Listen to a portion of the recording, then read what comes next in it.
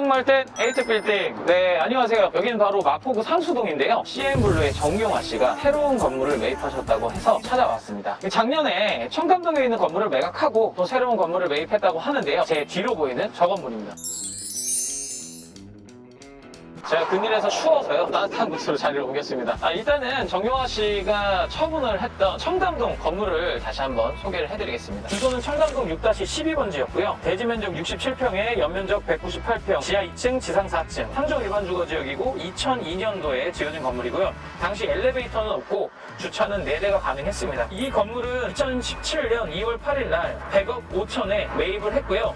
2020년 7월 28일 날 거의 차액 없이 원가 수준인 106억에 매각을 했습니다. 사실 이 건물 같은 경우는 명품거리가 위치한 청담 사거리 코너에 위치를 하고 있습니다. 상당히 그 당시에도 이슈가 되기도 했고 탁월한 투자의 안목도 있다, 뭐 이런 평가도 받았습니다. 당시에는 조금 임차가 매입하자마자 나가면서 새롭게 임차를 맞추는 기간들이 발생은 하긴 했지만 그래도 어쨌든 입지가 우수한 곳에 매입을 하셨었는데요. 2월 달에 계약을 할 당시에는 개인으로 계약을 하셨다가 추후에 부산에 있는 마린시티에 근거를 둔 JYH 이펙트라는 본인 이름을 딴 법인을 설립을 해서요. 그 법인으로 최종적으로 잔금을 치르고 소유권을 이전받았습니다. 그러니까 이렇게 좀 중과세를 피해서 법인을 선택하시는 분들이 많은데요. 여러 가지 이제 세금적인 부분에 대한 절세 효과와 연예인분들의 경우에는 수입이 일정치 않기 때문에 이런 또 법인을 통해서 부동산 자산을 취득하는 경우도 많은 것으로 알려져 있습니다. 그리고 이 정용화 씨가 취등록세를 부담하셨던 부분만 매각 가격에 붙여서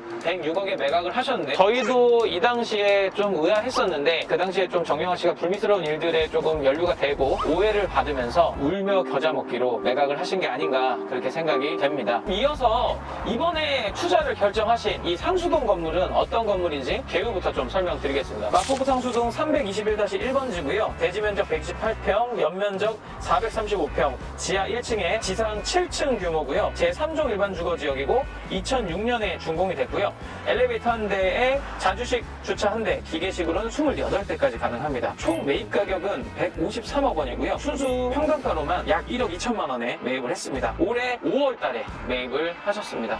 우선 본 건물 같은 경우에는 2006년도에 준공이 됐지만 과거에는 좀 올드한 스타일의 마치 주택이나 오피스텔 형태로 지어진 것처럼 생긴 외형을 띠고 있었는데요. 2011년도에 한번 매각이 된 후에 2016년도에 리모델링이 됐고요. 그 상태가 지금 바로 현재 모습이라고 생각하시면 될 것 같습니다. 이 건물이 무려 10년 동안 4번의 거래가 이루어졌는데요. 2011년에 64억에 거래가 됐고요. 그 이후에 15년도에 88억의 거래가 됐습니다. 이 4년 만에 시세 차익은 무려 24억이 발생을 했고요. 그리고 가장 큰 시세 차익이 많이 발생한 2015년에 매입하신 분이 16년도에 리모델링을 하시고 그리고 새롭게 상층부를 임대 구성을 한 후에 2018년 5월에 130억에 매각을 하면서 시세 차익이 무려 42억 원이 발생했습니다. 이게 확실히 리모델링이나 대수선을 통해서 혹은 또 신축을 통해서 이런 밸류업을 한다면 얼마만큼 또 시세 차익이 많이 발생하는지를 보실 수 있는 그런 대표적인 사례가 아닌가 생각됩니다. 그리고 가장 최근인 이제 정용화 씨가 매입한 게 2021년 5월에 153억에 매입을 하시면서 그때만 해도 시세 차익이 23억 원이 발생을 했습니다. 이 건물 같은 경우는 몇 가지 특징이 있는데요.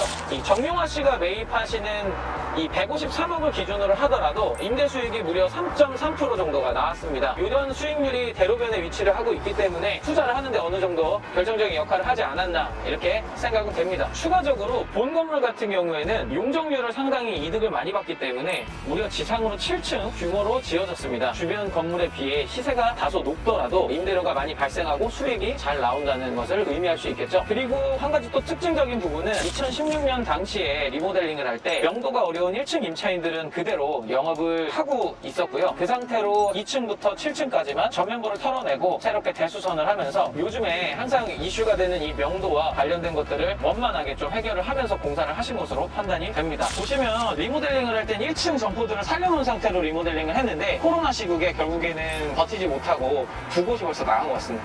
여기도 보시면은 지금 임대음수막이 붙어 있는데 이쪽으로 와보시면요.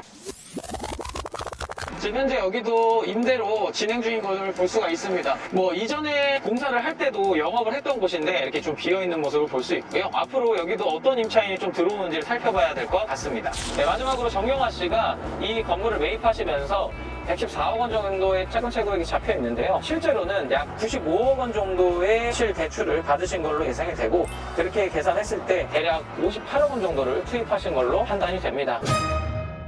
네, 정영화 씨 건물에 대해서 저희가 또 현장에 바로 나와서 한번 살펴봤는데요. 아무래도 이 정영화 씨도 이런 투자에 안목이 좀 있으시다 보니까 강남은 벗어났지만 몇 가지 포인트는 본인이 고수를 하시는 것 같습니다. 그 대표적인 게 첫 번째로 역세권 인정하고, 두 번째로는 대로변 인정, 그리고 세면의 도로를 접하고 있는 코너라는 점, 이런 것들이 아무래도 매입을 결정하는데 가장 중요한 포인트로 판단이 되고요. 추가적으로 지금 상수동 지역이 코로나 시국에 영향을 많이 받으면서 공실도 다소 늘었지만 이제 위드 코로나 이후에 어떻게 변화할지도 조금 지켜봐야 될 것 같고요. 한강변 쪽으로 또 당일리 발전소가 지속적으로 개발이 진행될 예정이기 때문에 또 집가 상승이나 주변 상권에 미치는 영향들이 어떻게 변화할지를 지켜보도록 하겠습니다. 다음 시간에도 저희가 또 발빠른 소식으로 여러분들에게 유익한 영상을 준비해 보도록 하고요. 지금까지 에이트빌딩이었습니다. 구독, 좋아요, 알림 설정 부탁드립니다.